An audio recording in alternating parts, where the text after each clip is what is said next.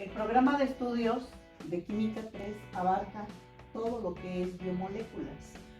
¿Cuáles son las biomoléculas? Tenemos a los carbohidratos, los lípidos, las proteínas, los ácidos nucleicos. Y estas cuatro biomoléculas van a desempeñar lo que es la célula. Por eso es que en la primera actividad anotamos también el origen de la vida. ¿Por qué? Porque aterrizamos en célula. La célula está formada por carbohidratos, por lípidos, por proteínas y por ácidos nucleicos. Aclarando lo siguiente, nosotros iniciamos con biomoléculas, que hay dos tipos de biomoléculas, las inorgánicas y las orgánicas. Las inorgánicas son aquellas que no contienen carbono. Y tenemos, por ejemplo, agua, sales minerales, gases, el sodio y el potasio que nos van a ayudar en las células nerviosas para los impulsos nerviosos. Tenemos a las biomoléculas orgánicas que van a constituir el 99% del peso de la masa celular, aclarando que las biomoléculas están constituidas por bioelementos y los bioelementos se clasifican a su vez: bioelementos primarios, bioelementos secundarios, indispensables, variables y oligoelementos. Ahora, las biomoléculas orgánicas van a estar constituidas principalmente por carbono, por hidrógeno, por oxígeno, por nitrógeno, por fósforo y por azufre. Mencionando que también existen bioelementos secundarios, indispensables, variables y oligoelementos. Entonces el carbono, el hidrógeno, el oxígeno, el nitrógeno, el fósforo y el azufre vienen siendo bioelementos primarios y van a constituir el 96.2% del peso de la masa celular. Bueno, ahora, nosotros, por ejemplo, en el semestre pasado se dieron cuenta ustedes que el carbono tiene una gran capacidad de formar compuestos diferentes. Por ejemplo, tenemos el etano, el metano, el propano, el butano, por la combinación que puede darse con los demás elementos de la tabla periódica. Pero también es muy importante mencionar que van a formar grupos funcionales como cuáles. Tenemos primero que nada a los alcanos, los alquenos, los alquinos, los aldehídos, las cetonas, los ácidos carboxílicos, los ésteres, las aminas, las amidas, sales orgánicas, etc. Bueno, ahora, ¿con cuál vamos a iniciar nosotros? Con lo que son los carbohidratos. Los carbohidratos están formados por carbono, por hidrógeno, por oxígeno. Mencionando lo siguiente, que los carbohidratos se pueden clasificar a su vez en monosacáridos, disacáridos y polisacáridos. Hay autores que consideran a los oligosacáridos dentro de ellos. ¿Por qué? Mencionábamos sobre el programa de estudios que tenemos que ver 4 temas: carbohidratos, lípidos, proteínas y ácidos nucleicos. Y al último tenemos que terminar viendo lo que es el tema de célula. La célula es la unidad fundamental de todos los seres vivos y la célula tiene 3 estructuras básicas, que es el núcleo, la membrana y el citoplasma. Pero todas las estructuras de la célula van a contener a las biomoléculas. Por ejemplo, el núcleo contiene un ácido nucleico que es el DNA. Tenemos el citoplasma que contiene RNA. Tenemos la membrana, que viene siendo esta, tiene una doble cadena de lípidos y una de proteínas. Y tenemos la pared celular, que está formada por celulosa, que son carbohidratos. Desde aquí, si ustedes se dan cuenta, porque la célula está formada por biomoléculas orgánicas. También tiene biomoléculas inorgánicas. Pero la célula en sí está formada por una gran cantidad de biomoléculas orgánicas. Ya. Bueno, tenemos que los carbohidratos van a ser el principal componente de nuestra alimentación, y los carbohidratos están formados por carbono, por hidrógeno y por menos cantidad de oxígeno. En este caso, los carbohidratos reciben varios nombres. Uno de ellos que son glúcidos, el otro hidratos de carbono, azúcares y sacáridos. Tenemos los glúcidos, viene de glicis, que significa dulce.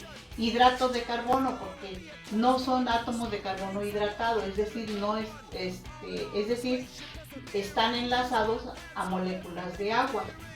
Cabe aclarar que se les llama azúcares.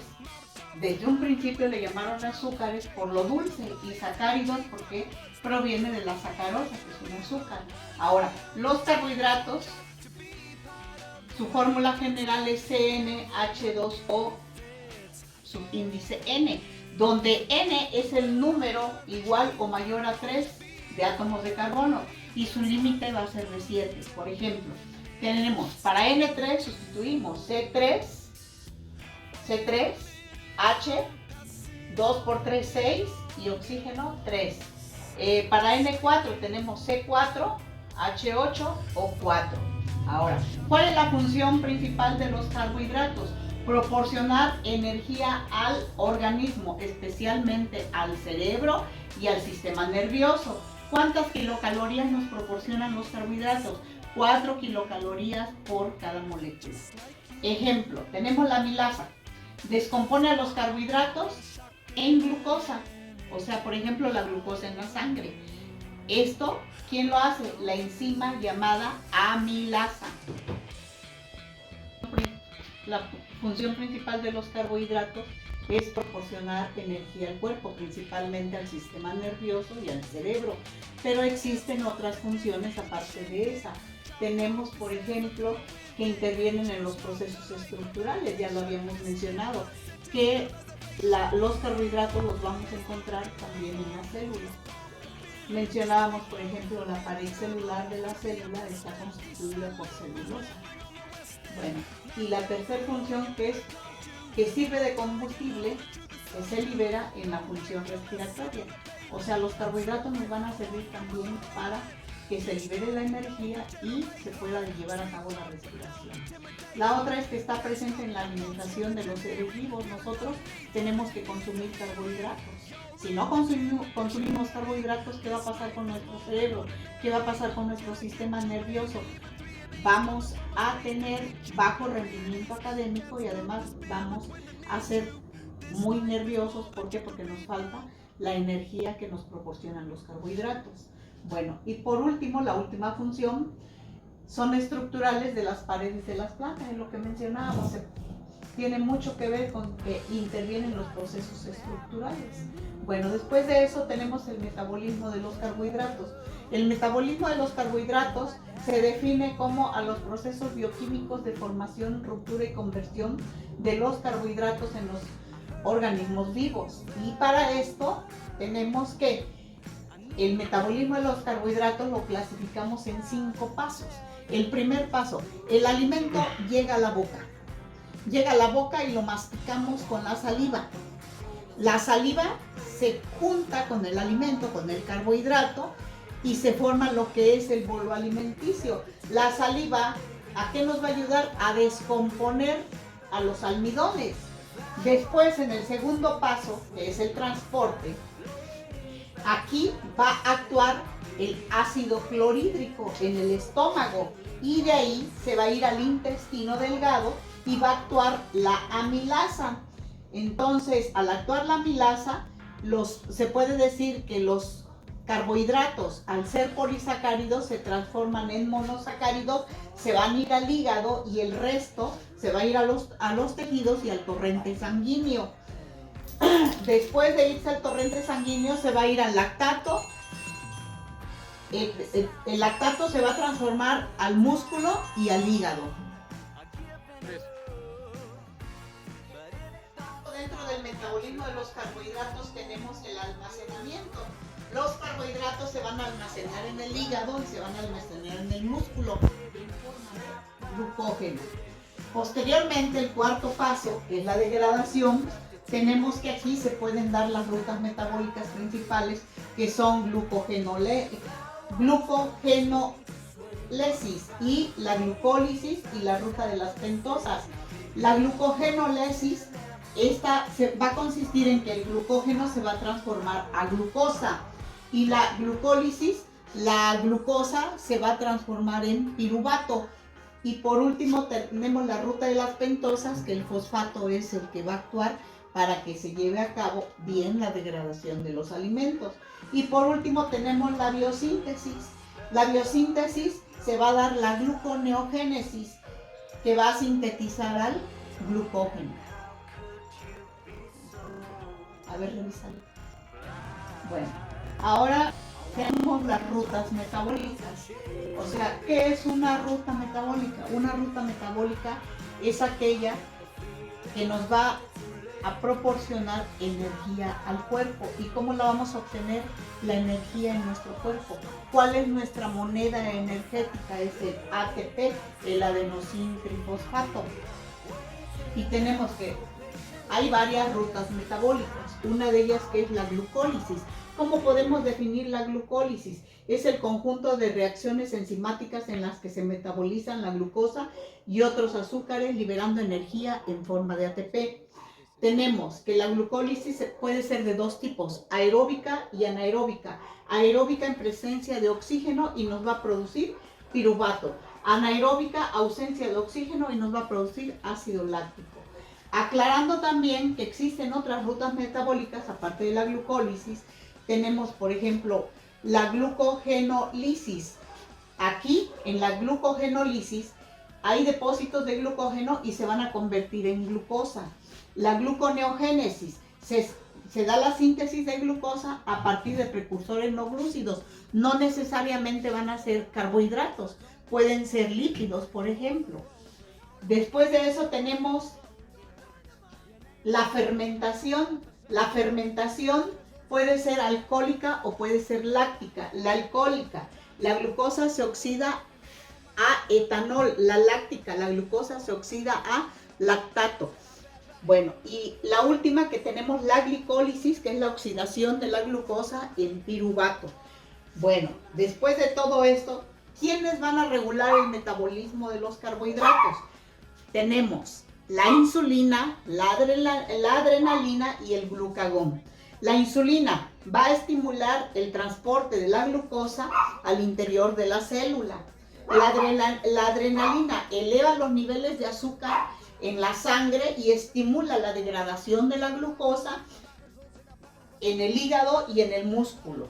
Y el glucagón va a elevar los niveles de azúcar en la sangre.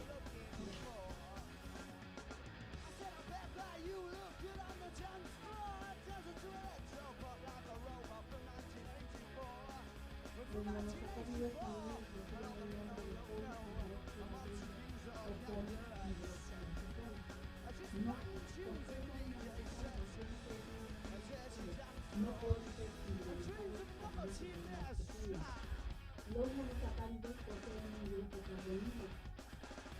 El grupo carbonilo es G, doble vitamina E y glucosilacilo y otros que son ácidos, por lo que se les llama polihidroxialdehidos o polihidroxialcetonas. Los monosacáridos poseen características. La primera, la posición del grupo carbonilo. ¿Dónde está el grupo carbonilo? Número 2, el número de átomos de carbono, 1, 2, 3, 4. Y de acuerdo a su pluralidad. Por ejemplo, aquí, si este grupo funcional está aquí, este grupo funcional que vemos aquí, este grupo funcional es un aldehído. Este es un aldehído. Por lo tanto, ¿sí? Este será, en este caso, un polihidroxialdehído. Este grupo funcional es una acetona, entonces se llamaría polihidroxiacetona.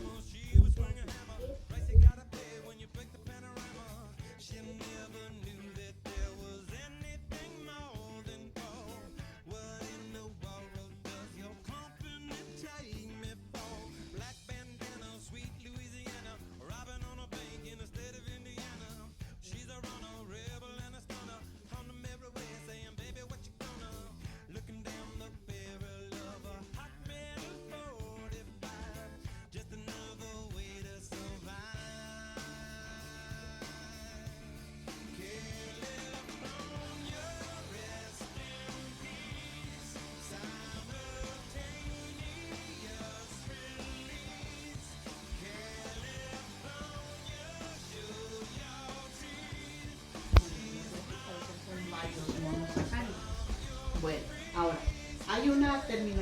se utiliza aquí, que es la palabra destrógiro y levógiro. Destrógiro, ¿qué significa? A favor de las manecillas del reloj, o sea, va a ir de derecha a izquierda, y levógiro va en contra de las manecillas del reloj, de izquierda a derecha. Tenemos el gliceraldehído, esta es su fórmula. ¿Qué es lo que tenemos del lado derecho y qué es lo que tenemos del lado izquierdo? Destrógiro es a favor de las manecillas del reloj. Cuando el OH está aquí, va a favor de las manecillas del reloj y es destrógiro y se le pone la letra D. Es de gliceraldehído.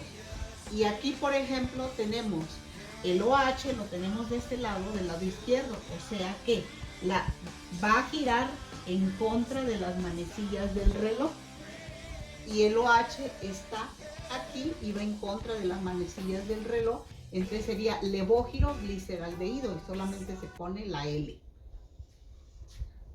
Bueno, es todo. Vamos a hacer mapa conceptual, cuadro sinóptico, vamos a hacer una conclusión de los carbohidratos, la conclusión que sea de 3 hojas, el cuadro sinóptico, mapa conceptual, mapa mental, conclusión, y van a hacer una síntesis. Y el cuestionario ustedes formulan las preguntas y ustedes las hacen. Es todo.